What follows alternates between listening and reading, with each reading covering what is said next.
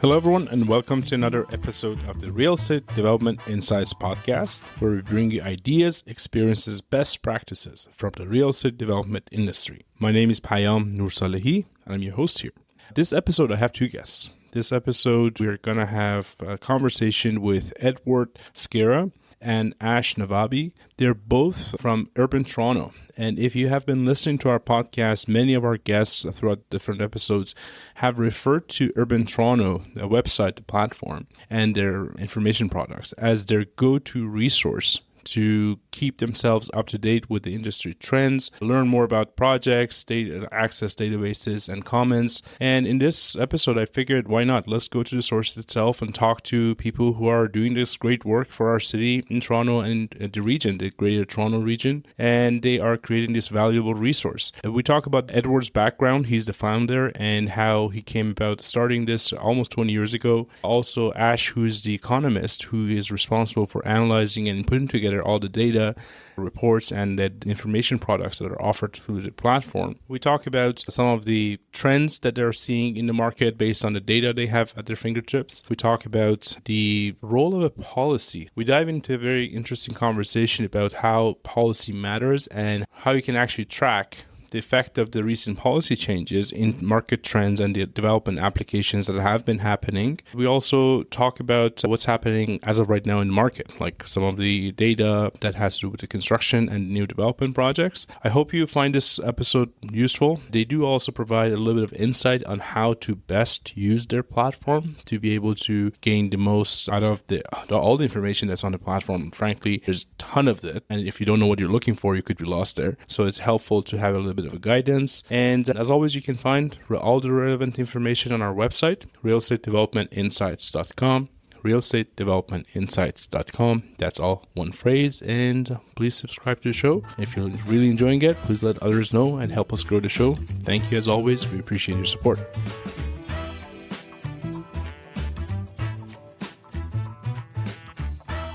Hey guys, welcome to the show. Ash and Edward with us today from Urban Toronto. Edward, I'm going to start with you. I'm going to ask you to give our audience a little bit of background about yourself, what you've been up to, and then we go to Ash. All right. I'm Edward Skira. I'm the co-founder and co-publisher of Urban Toronto. We track real estate development across the Greater Toronto Hamilton area, the Greater Golden Horseshoe. My background is in magazine and web publishing in the music industry, and I did that for about 20 years and transitioned over to the real estate space around 2002. And my history is, again, publishing and content creation and stuff like that.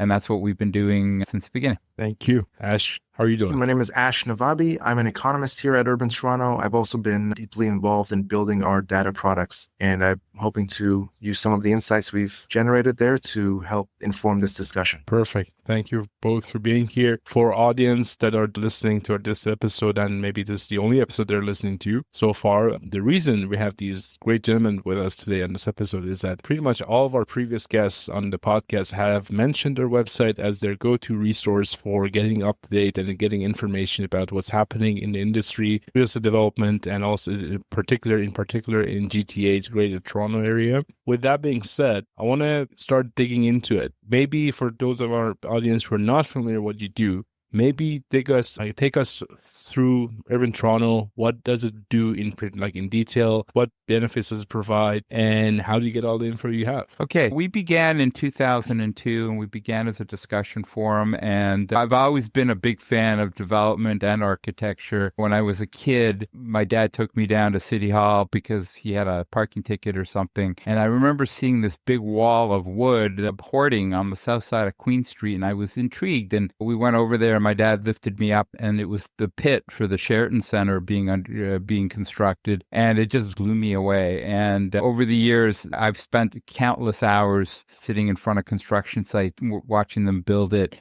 pour concrete and so forth. I was living downtown, and One King was starting construction, and I was intrigued. So Urban Toronto grew out of that. And initially, it was just a small little discussion forum. People were just like me, talking about what projects were coming and stuff like that.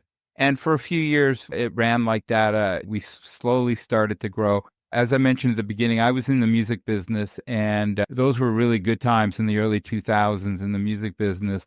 And then when Napster came around 2006, it started disrupting everything. And we were doing web stuff and we were still doing print, but print got hit hard, and you've seen it ever since. Print has in a lot of ways disappeared or is declining rapidly. And we had this discussion forum, and the traffic was going through the roof. And so we decided to see how we could turn it into a business. And when that idea popped up, I sent a message to all the forum members saying that we were going to start running banner ads. And within an hour, I had Monarch, Clientele, and Citizen as customers. And we thought, okay, music industry is going to be tough for a long time. And it's only gotten better recently. But we transitioned into that. We added a database so we could track all the projects that we were talking about in the forum.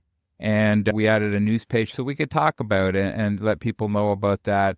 And that was 2006, 2007. I don't remember the exact dates. And that was the beginning of what today. We just celebrated 20 years a couple of years ago, and we're approaching 25 years. So that's the general background. Okay. Thank you for sharing that with us. And I guess I want to turn to you, Ash, and give us some high-level trends and data and insights from the data that you have. Obviously, like we were talking offline, that you guys are sitting on a gold mine when it comes to having data. You have almost too much data in some cases. And talk to us about that. Like, how should one go about using the website? What questions should we be asking? What is the best way of using it? So I'll just give you an overview about the data that Urban Toronto collects and tracks and reports on. There are a lot of businesses and services available to your customers and others who track land sales and everything earlier than that sometimes. And there are even more services that track condo sales and pre-sales and stuff like that. But there's not so much a lot of information and data and service built around what we call the missing middle of the development pipeline process, which is everything after somebody purchases the land and then has to go through the planning and the construction and then the completion process in order to actually build and bring online some of these mega projects. So that's where we come in, and we track everything that requires a development application or a site plan approval, rezoning, official plan amendments, things like that through the application process. So when the application comes in, any updates made to that application, how it gets handled at City Council, is it approved or is it refused, whether there were any appeals to the Ontario Land Tribunal, OLT, and what the final decision was. And then once those decisions are made, we then switch to construction. When does construction start through the building permits? When was shoring applied for? When was it issued? And then when the new building permit was applied for, when was it issued? And then when do these permits close? And then when do people start moving in? And then when is cladding finished on the outside? And when is the whole project complete as a whole? And we track this through various ways. Initially, how the website started was, as Ed was saying, it was a forum. So people were just enthusiasts. They would just go up to, as Ed, as a child would say, that he was just wowed by that hole in the ground. People are wowed by the renderings, the holes in the ground, the process of it going up. And then they not just talk about the planning about this stuff, but they also go out of their way to take pictures of these sites as well. They go online and find the documentation and post screenshots from these documents, and they post them to our forum. And if your audience is old enough to remember using forums in the 90s and 2000s, they're not great ways of keeping data, right? So we had forums, we have threads on our forum that were very busy. The busiest thread we have right now is for the One, initially by Mizrahi, now it's taken over by Clientele.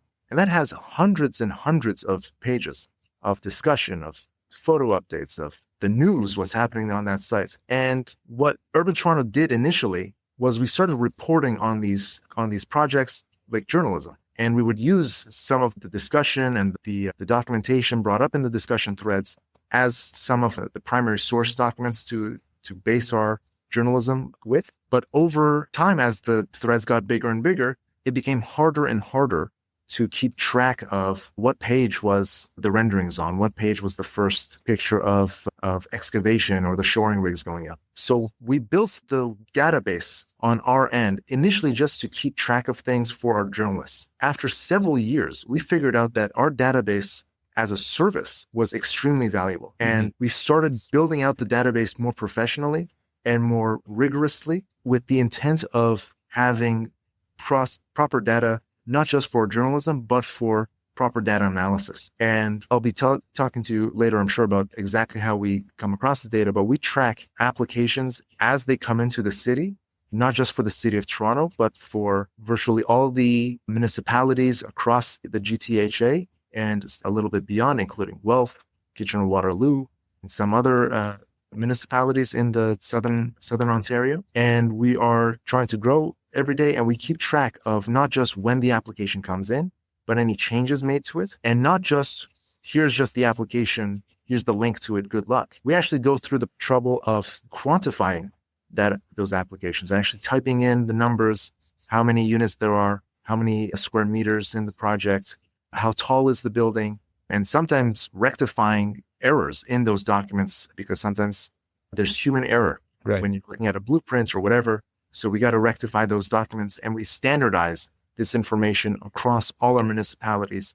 So when somebody's going into our database and they want to figure out what are all the 10-story and above offices that are currently under construction, they can do that knowing that we measure 10 stories the same way in Toronto as we do in Mississauga and Oakville and Hamilton and beyond. And then we go beyond there to the building permits, tracking those as well. And we're constantly staying up to date on these applications. So it's pretty good. I guess on a granular level, you go as deep into an application or a building or potential project per se, as the designers and the people on the team would, the ins and outs. And I guess from our audience's perspective, I'm going to assume that many of our audience or many people or many users, and maybe you have information in the background on how people are using this data and how people are using your database for what they're using it for. But my assumption is they will be using it for comparables, for trends, for overall market movements.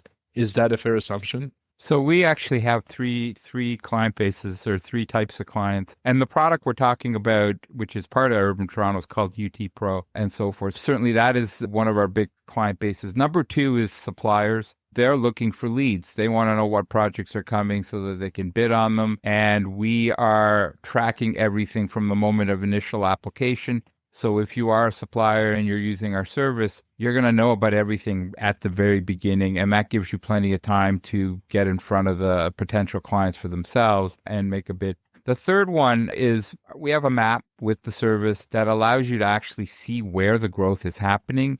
And you can easily customize reports that will tell you that this intersection, 1 kilometer radius, has, let's say, 10,000 units proposed, and that's potentially maybe 15,000 people when it's all built out. So visualizing where the population is going to grow is a big part of what we do too. So we have retailers who have signed up for it. We have some government entities that have signed up for it.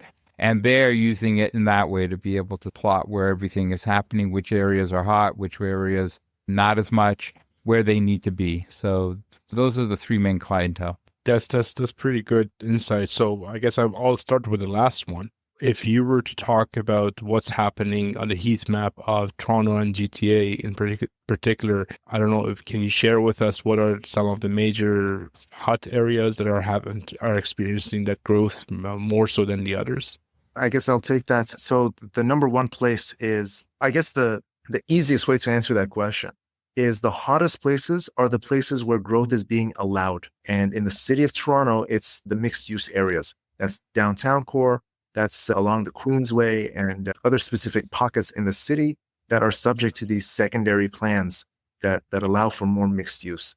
And that's actually one of the major themes we've been touching over the years as we do the analysis, is that policy really matters when it comes to growth. And a lot of times developers don't really appreciate how sensitive development is to policy itself. But it's very striking when you look at where the activity is happening. It lines up almost perfectly with where the activity is allowed to happen. And that's just because of, I'm an economist, so I'm always thinking about how decisions are made. We say on the margin, jargon for basically where is it just enough to pencil, just enough to be profitable to make that call or not. So these policy decisions, sometimes they seem minor, but they can be enough for some smaller players to come in, and then they can start building a reputation and a portfolio and a profit base in those areas. And that is not just for one small player. There are many small players. They come in and that's enough to affect the markets. So that's the bottom line, that like growth happens where it's allowed to happen. Just broadly geographically, that's the downtown core. That's parts of along the Queensway, North York. And I'm actually very happy with your answer there, and I'm excited, I should say, because that lines up perfectly with what we're trying to promote and what we're trying to do through the website and through the podcast, that we need a lot more smaller developers or new developers or entrepreneurs to come into the market and do what you can, pretty much. Take your piece, whatever you want to do, treat it as a buffet. So to go into what you just said, I will interpret that as a stickiness of a policy, if you, because that's one of the things I want to talk about, and maybe you have a particular policy in mind or not, I don't know, but hypothetically, have you seen any of the policies more sticky than the other ones? Are there ones that you saw, what this happened, and next month or next 3 months after that, we saw like going up, the number of applications in that area go up, or some of them maybe nothing happened? So that's one question. Does anything come to mind? And I guess the other side of that is, or a continuation of the same question, is that if you were to push, I guess that is the better word, if you were to encourage policymakers to say, you know what, you did this area, okay, here's what we saw, the best movement after such and such happened. Are there any suggestions that you might want to be sharing with the policymakers? I'm not going to be advocating for any specific policy here, but we published a paper last year, I guess it was January of 2024. It was called Policy Matters. Like, you search that up on urbantoronto.ca, where I did look at some local, provincial, and federal policies and the effects they've had on development in the Toronto area. And one thing that was, I guess I'll touch on one aspect from each level here. So at the municipal level, if you remember, a couple of years ago, they removed, at the City of Toronto, they removed the minimum parking requirements for developments downtown. And a lot of people assume that by getting rid of the parking requirements, that's going to basically cause nobody to propose any parking whatsoever. And I didn't think that was going to be true, but we have the data to bear it out. And if I can describe the graph for you, the number of parking spots per dwelling were declining before they got rid of the parking spots, or the parking requirements, the minimum parking requirements. And not just were they declining, but the number being proposed per project was very tightly around the same number, just under 1 to 0.5 spots per dwelling unit. But after they got rid of the minimum parking requirements, while there were a lot more projects that had 0 or close to 0 parking, there were also a lot more variability in terms of parking spots being proposed. So actually, the total number of parking per unit actually increased somewhat after they got rid of the minimum parking requirements. This is an unintended consequence of changing a policy, which you see all the time, because policy is very complicated. But by getting rid of the ceiling on on parking requirements, it actually freed up and allowed more experimentation and more freedom to test and to propose different parking mixes for different developments. So let me recap just to make sure I got it right. So you're saying on average, the parking was going down. Like, you were going to get less parking per unit before the regulation happened. But as a result of the regulation, now people actually have the option of either have no parking or have as many as you want to fit your needs for the project. And basically what you're saying is that it's balancing each other out in such a way that the end result is actually better in terms of parking availability compared to what it used to be, or it would have been prior to that. Yeah. Did I get it right? That's exactly right. By getting rid of the parking minimums, that gave developers just a number to aim for. And sometimes that number was good, sometimes it wasn't. But now when you don't have a specific number to aim for, you're free to experiment. You can actually make decisions based on what you think the project needs, as opposed to what the city needs.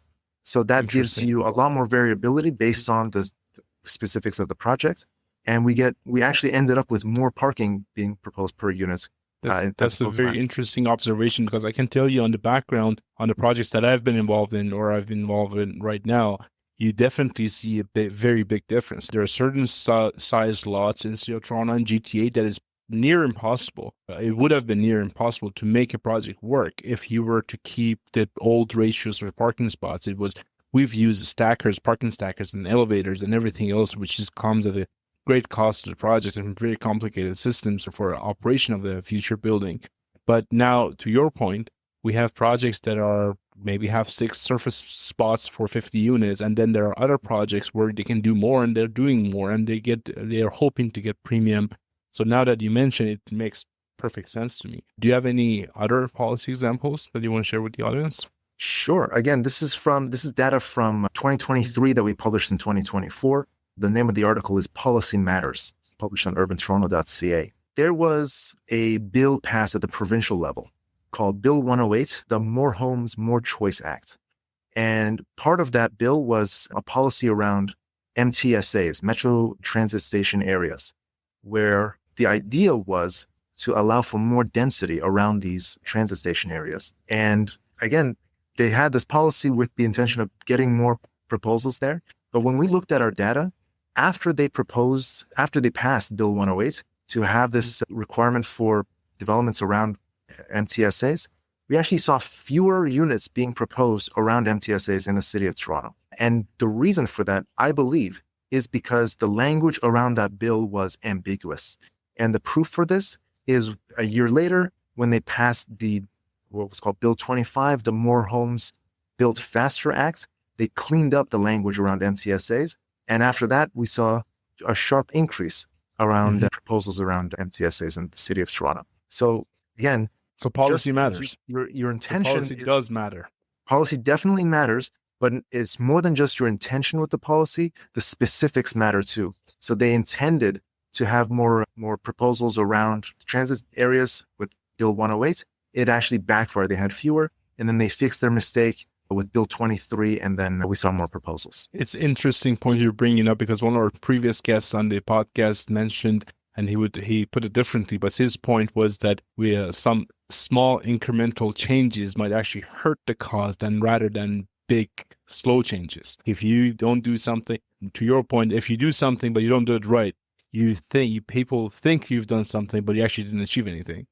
Versus maybe wait another 6 months, but do something that makes a huge difference. So with that question, I want to go to one of the most recent changes that I'm excited about, but I'm still waiting to see if there's any real pickup in the market. And that's the multiplexes.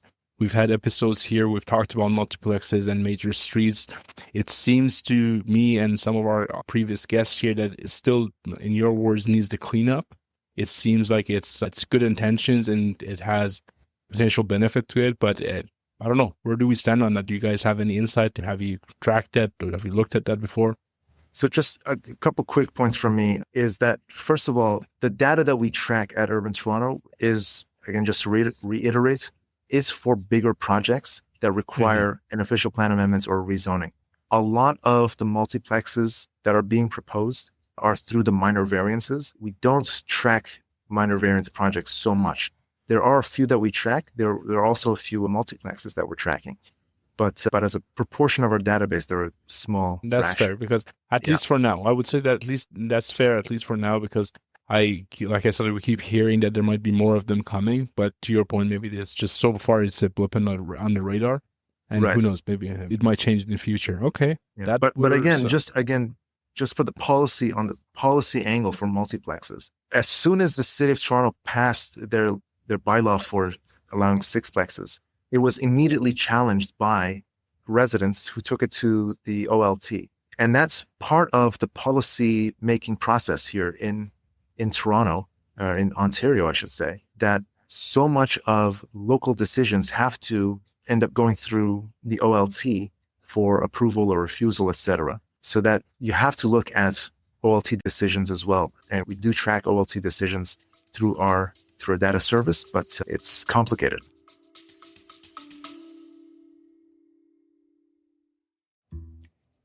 Hey everyone, Payam here. Just a quick announcement before we go back to the rest of the interview.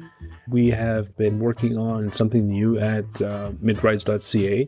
For those of you who have followed my work throughout the years, you know that I'm very passionate about the mid-rise buildings and the part that they can play in solving our housing crisis issues in Toronto and in Canada. And I've had the good fortune and opportunity of working on a number of different mid-rise buildings and study a whole bunch of different systems that work for these buildings, the pros and cons of each system, how they affect the schedule, how they affect the cost, how they affect the performance of each building, and what stages they need to kick in. We have started a new webinar series. It's called Mid-Rise Building Solutions, and we plan to present and review some of the systems that hold the most promise for the mid-rise building typology in each webinar. If you want to learn more, these are all free resources. Please go to our website, midrise.ca. That's mid-rise.ca. And again, thank you for your support.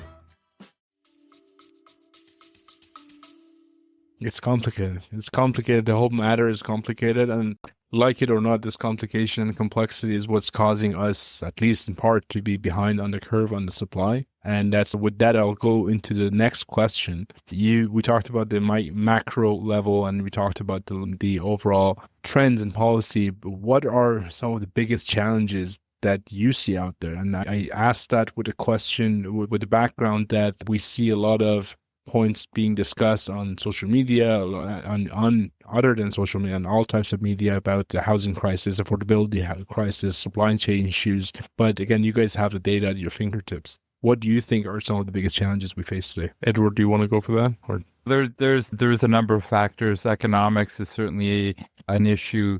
We've seen the investor market disappear, and with the higher interest rates and the decline currently, that's a big factor in why we're not seeing applications coming like we were a few years ago.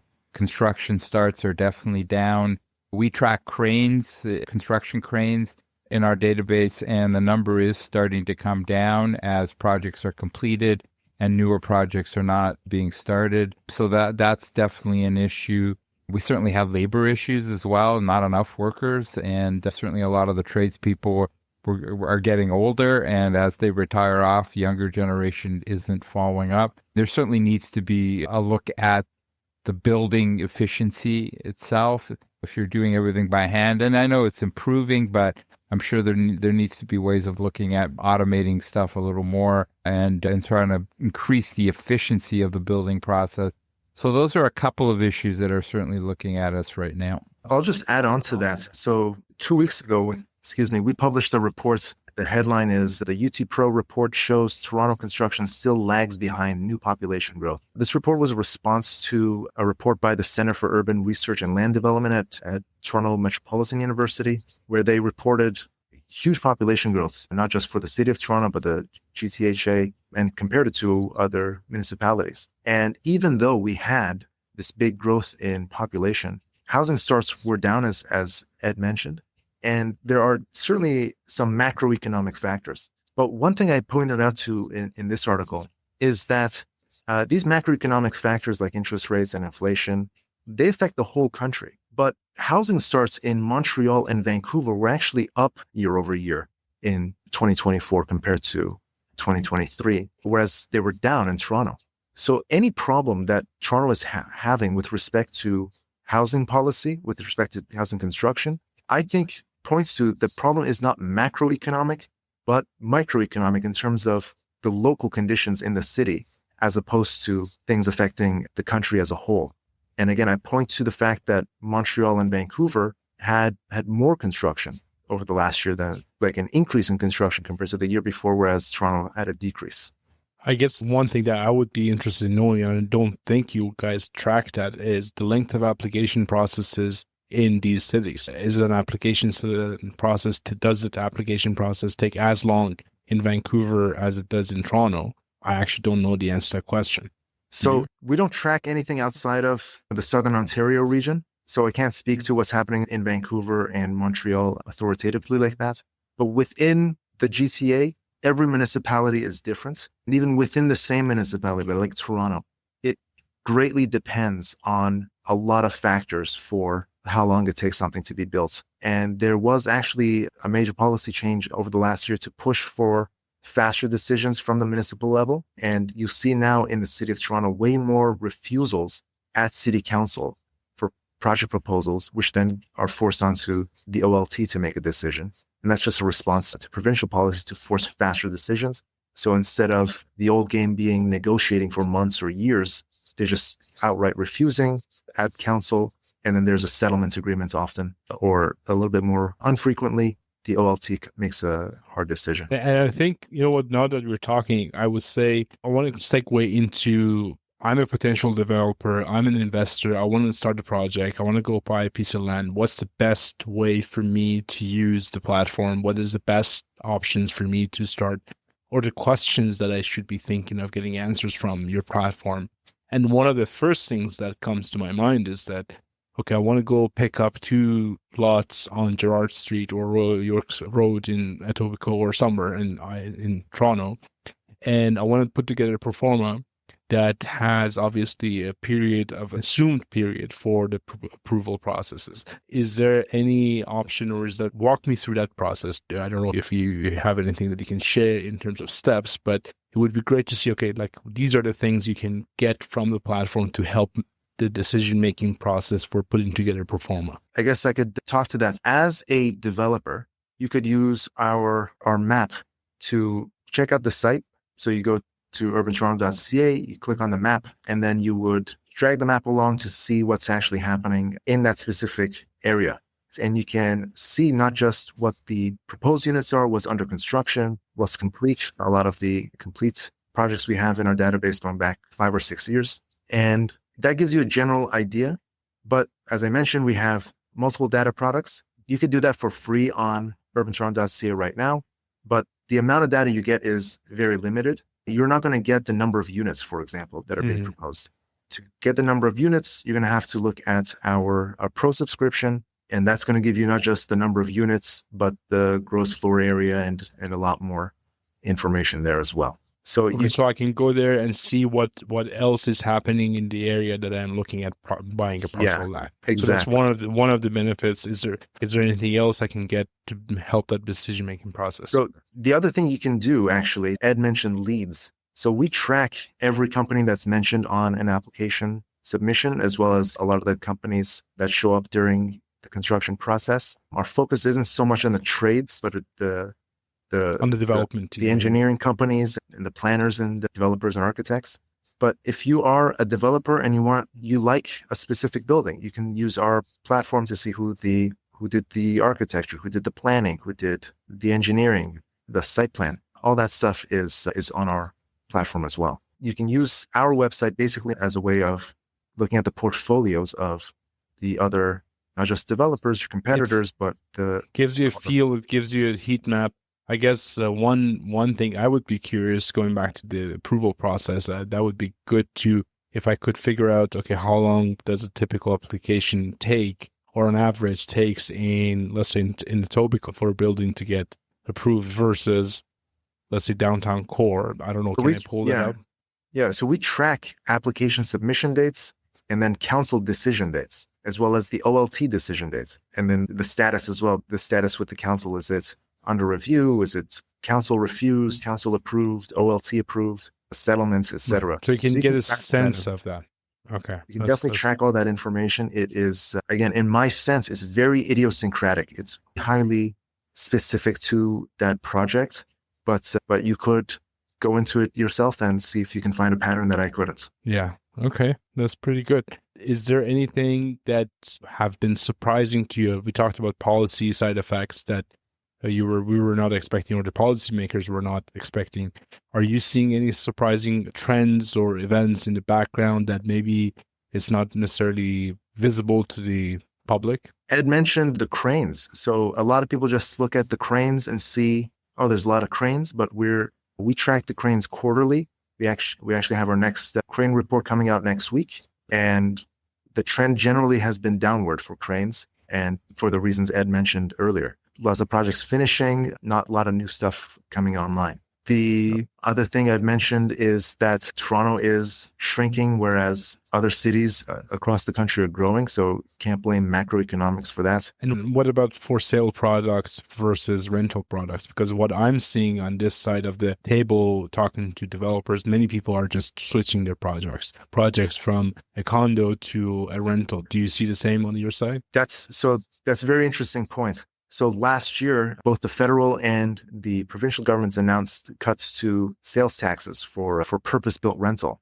And a lot of people assume that this is going to build more rental projects. And in a sense, it did. It did cause more purpose-built rental projects to come online or be proposed, but it was at the expense of condo projects. It was a trade-off. So a project that was already penciling to be built as a condo is now slightly more profitable to be repurposed as a purpose-built rental. That was something, which is not necessarily a bad thing. Is we've had a void in the industry for decades in terms of purpose-built rental, so it might give a little bit breathing room for that sector to catch up, while other macro factors, in your words, might be able to adjust themselves in the next few years. It's not a bad thing, but it's not what it was intended. The intention was we get more housing being approved. But it's basically the same number. It's just the type has changed. You're saying it doesn't necessarily help the overall supply numbers. It just shifts from one bucket to the other. Exactly. Okay. But I guess the idea behind that is that if you're doing a rental, you could potentially have options of making it more affordable, and that might eventually help the affordability side of it, versus if you're paying 7% on a mortgage on a condo as an investor, you probably don't want to rent it out very cheaply, versus if you're getting financing from CMHC to do a rental project, is you probably have more breathing room to do that. Is that a fair assessment? I don't think that was the intention behind it. I can also talk to the fact that purpose-built rental tends to be a bit more expensive than condo rental for the same very true. Price, even though we don't track this. Part of the reason is purpose-built rental tends to be premium rental, and there are reasons for that, but it's a bit out of the wheelhouse that we track here at Urban Toronto.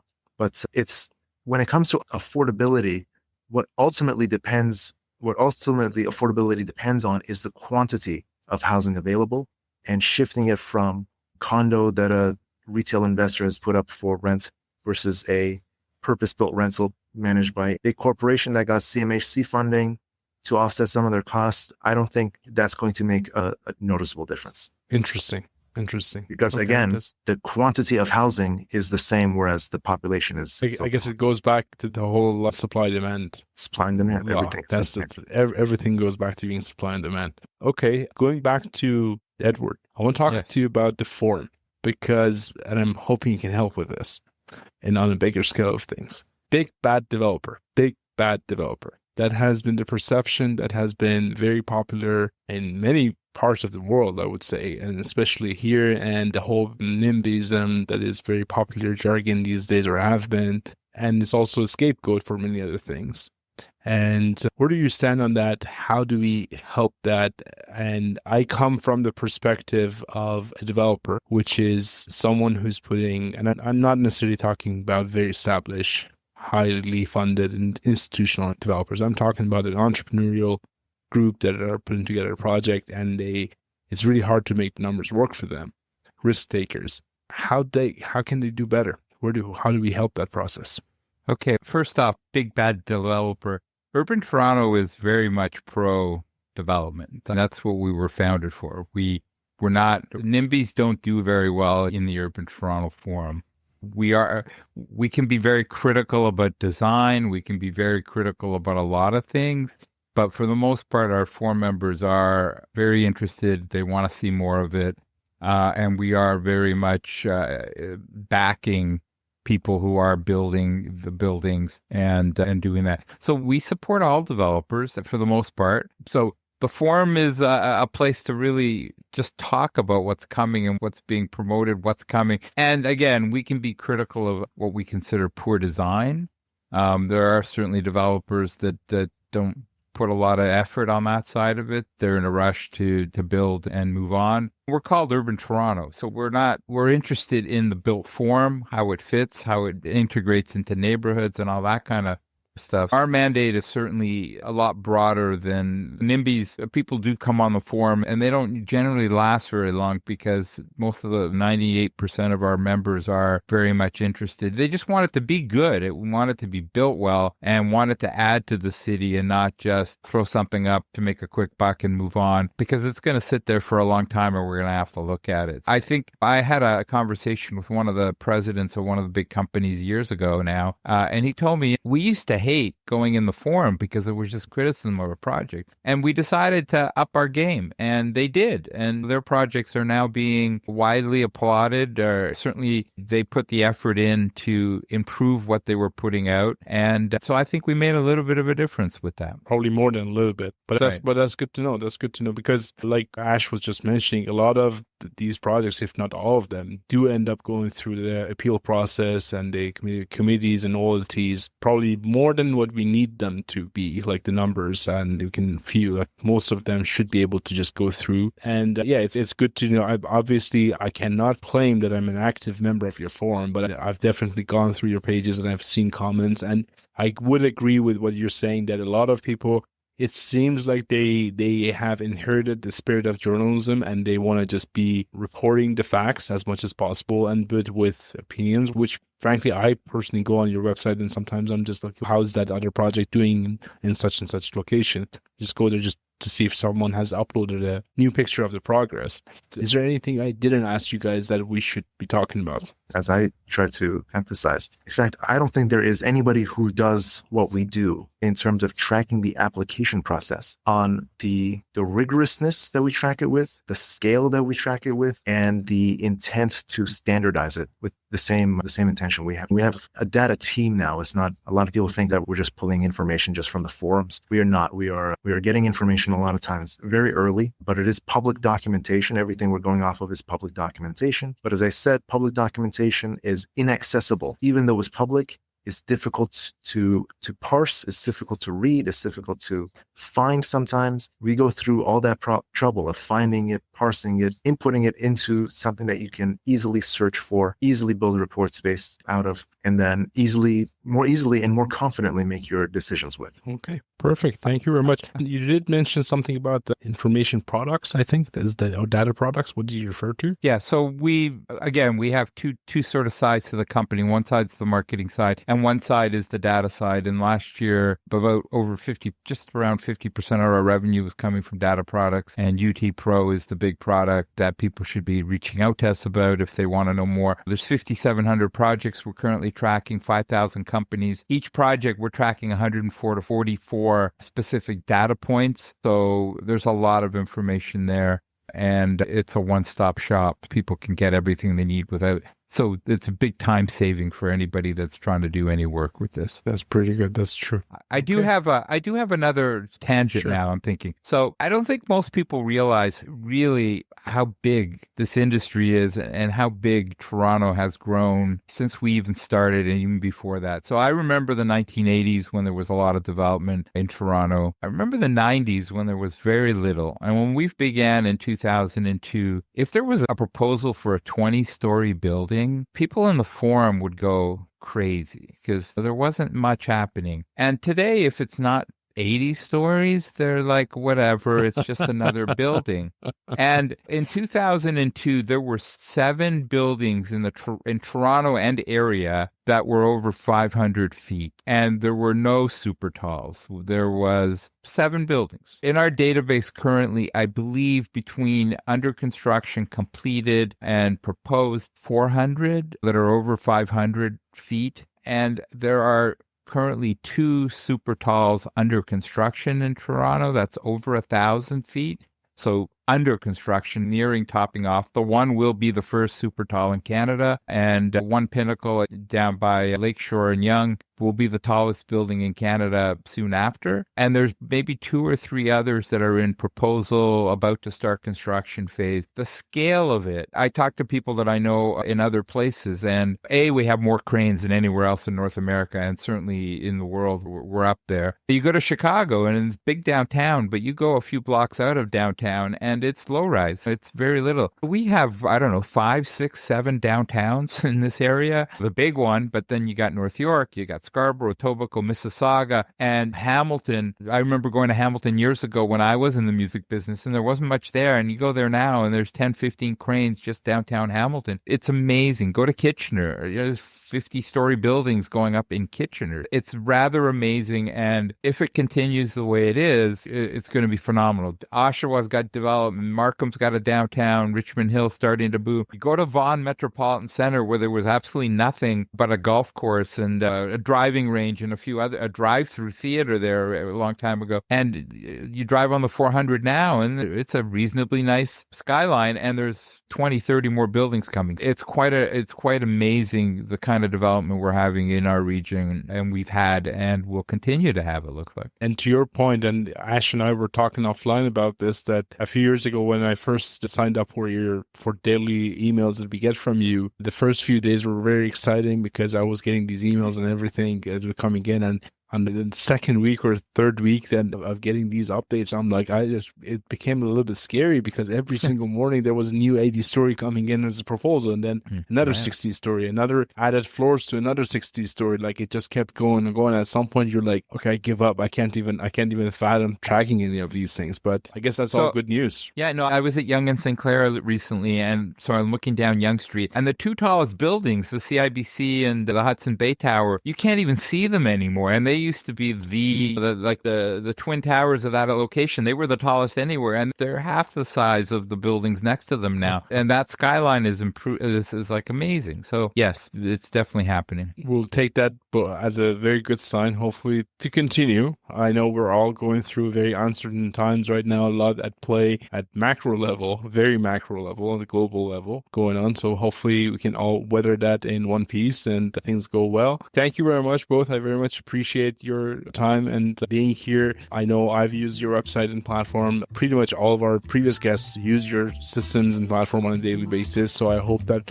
for our audience, this was helpful and insightful, and appreciate your time very much. Thank you. Okay. Thank you. Thank you.